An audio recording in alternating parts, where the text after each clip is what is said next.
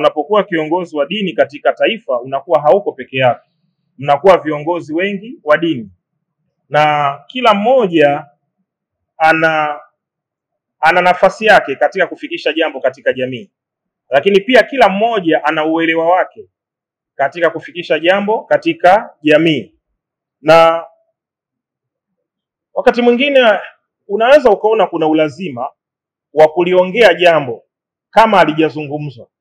Lakini wakati mwingine pia hakuna ulazima wa kuliongea jambo ambalo huenda limeshazungumzwa. Kwa sababu siamini kwamba serikali ni kiziwi. Serikali iko macho, ulipo tupo. Kwa hiyo hawezi kuzungumza mchungaji fulani, akazungumza padri fulani, akazungumza kiongozi wa kanisa labda la Lutherani, akazungumza nabii, akazungumza mtume, akazungumza shehe, wote wasio wamesikika.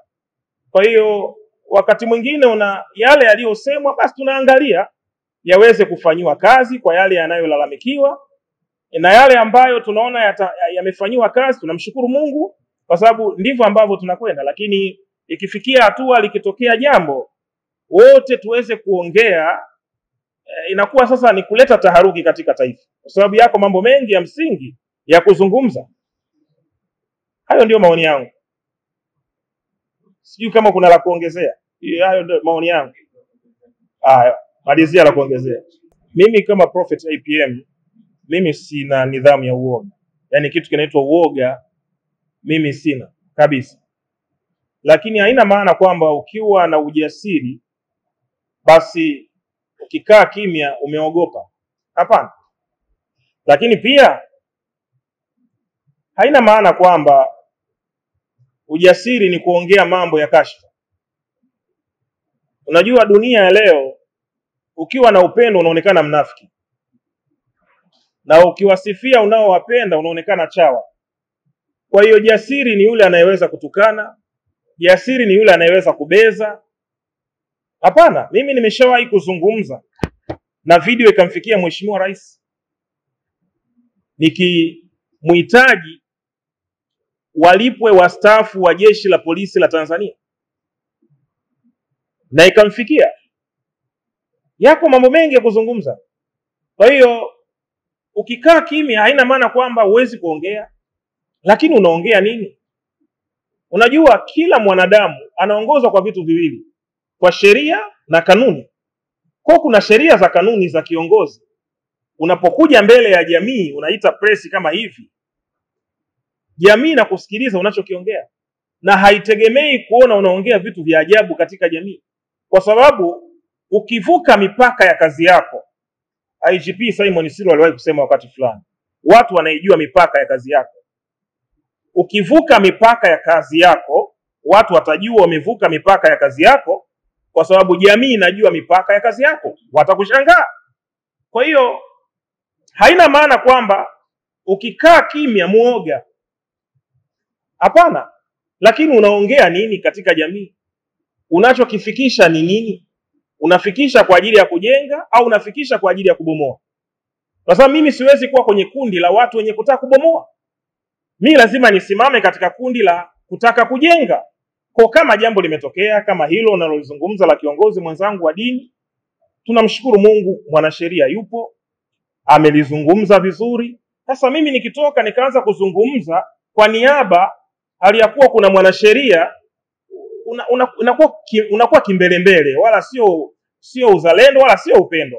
Tuache mwanasheria azungumze, atolee majibu, na nashukuru Mungu amezungumza, sivyo bwana? Ametolea majibu na tunategemea kwamba Jumapili service itafanyika. Lakini ndugu waandishi wa habari, sidhani kama kuna mtu anaweza akawa question idara ya usalama wa taifa kwa kuvaa nguo nyeusi. Wasaidizi wa Mheshimiwa Rais wanavaa nguo nyeusi, hakuna anaye doubt. Sasa sisi tukivaa nguo nyeusi tunaonekana kuna kitu kingine behind. Ni watoe tu hofu, ni aina tu ya kodi ya vazi ambalo tunachagua. Unajua sherehe hizo wakati mwingine unasikia bwana leo bwana kuna Idi, si ndio? Watu wanavaa suti, wanavaa kanzu.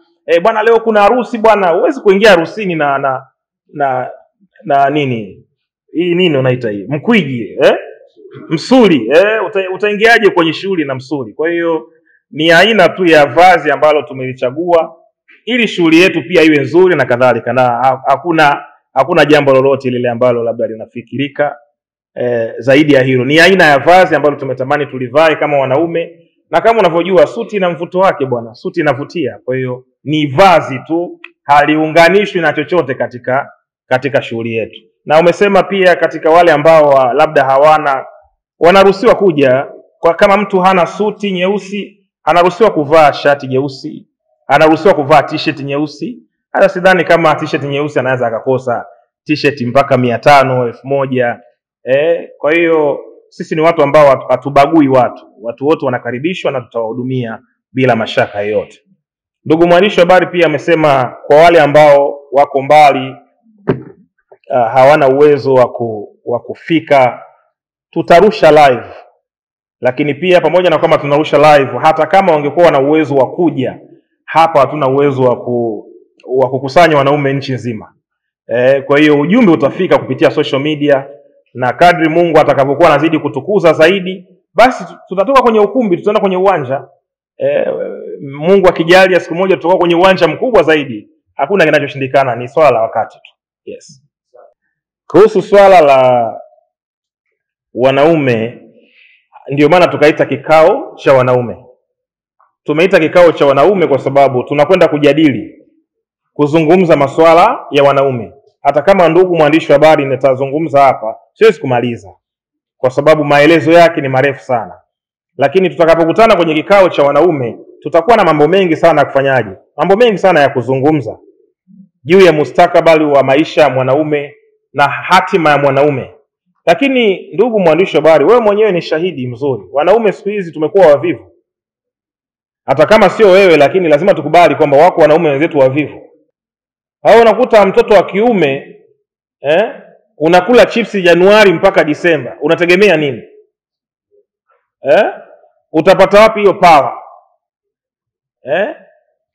Mtoto wa kiume kufanya kazi hutaki. Mtoto wa kiume unashinda kanisani Jumatatu mpaka Jumapili, unaombewa, unasubiri gari ije. Utapata wapi hiyo gari? Mtoto wa kiume mwaka wa 40 upo kwenu, hutaki kuondoka. Unasubiri nini? Unakaa kwenu ili iweje? Mtoto wa kiume hutaki kumwagika jasho. Mtoto wa kiume hutaki kuumia. Sasa yako mambo mengi ambayo mtoto wa kiume anatakiwa kufundishwa. Tusimlaumu kwanza, tumfundishe kwanza. Tukishamfundisha akajitambua, akajua nafasi yake katika jamii, basi atasimama tena. Kwa sababu maandiko yanasema mwenye haki hata akianguka mara 7 atasimama tena. Kwa hiyo issue ya mwanamke kupewa kipaumbele wala haiwezi kumwathiri mwanaume aliyesimama. Kuna ubaya gani mke wangu akiwa na biashara na mimi nina biashara? Hakuna ubaya. Lakini pointi inakuja, majukumu yetu au nafasi yetu kama wanaume imechukuliwa na nani? Iko wapi? Unakaaje mwanaume ndani, mama anaenda kutafuta, wewe umekaa ndani? Wewe unategemea upewe heshima? Huwezi kupewa heshima. Unaonekana msukule tu huko ndani. Sasa haya ndo mambo ambayo kwenye kikao cha wanaume lazima tufanyaje? Lazima tukayazungumze ili tuweze kurudisha ile heshima ya mwanaume ambayo Mungu alimpa toka mwanzo kama kichwa cha familia.